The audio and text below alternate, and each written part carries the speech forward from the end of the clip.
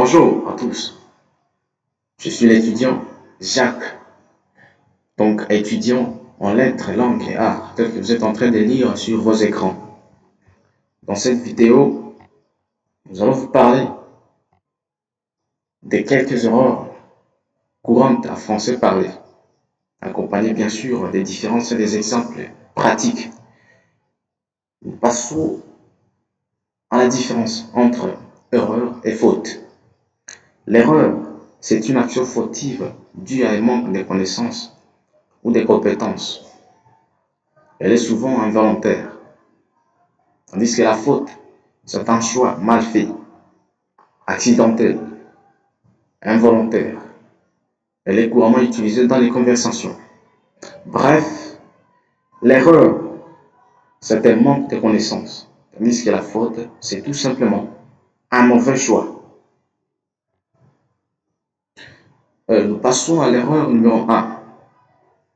Faut-il parler de l'erreur? Bien sûr, bien évidemment, parce qu'il y a souvent des confusions que les gens semblent quand ils utilisent euh, le terme compréhensible et le terme compréhensif. Alors, compréhensif, que cela veut dire? Cela renvoie justement à des êtres humains, donc à des personnes. Cela désigne donc la personne qui est apte à comprendre une autre personne, donc apte à comprendre quelqu'un. Ce mot est synonyme de tolérant, indulgent. Exemple correct, cet homme est compréhensif. Le terme compréhensible renvoie à des choses ou bien à des objets. Cela désigne quelque chose qui peut être alors compris ou expliqué avec facilité ou facilement. Exemple correct, ce texte est compréhensible. L'erreur numéro 2, après qu'il est parti, après qu'il soit parti. Quelle est la forme correcte? La règle nous dit que après la conjonction de subordination, après que, le verbe se met toujours à l'indicatif. Toujours à l'indicatif. Exemple concret. Après qu'il est parti, je me suis retrouvé seul. Erreur numéro 3. À nouveau, de nouveau. Là, il s'agit bien évidemment d'une différence, bien sûr, qu'il faut tracer, mais qui peut voilà, devenir une faute lorsque on l'utilise de façon abusive. Donc, sans une connaissance, quoi. Alors, l'exemple, prenons par exemple cette phrase, j'ai raté ce gâteau, je veux le faire. Est-ce qu'il faut dire de nouveau? Et bien évidemment, on peut le dire de nouveau lorsque cela signifie de la même façon, lorsqu'on veut refaire ce gâteau de la même façon. Donc, de nouveau signifierait de la même façon.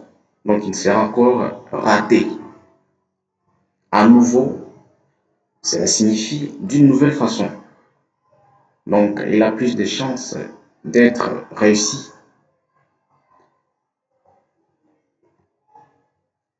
Erreur numéro 4. C'est de cela que je parle. C'est de cela dont je parle. Quelle est la forme correcte?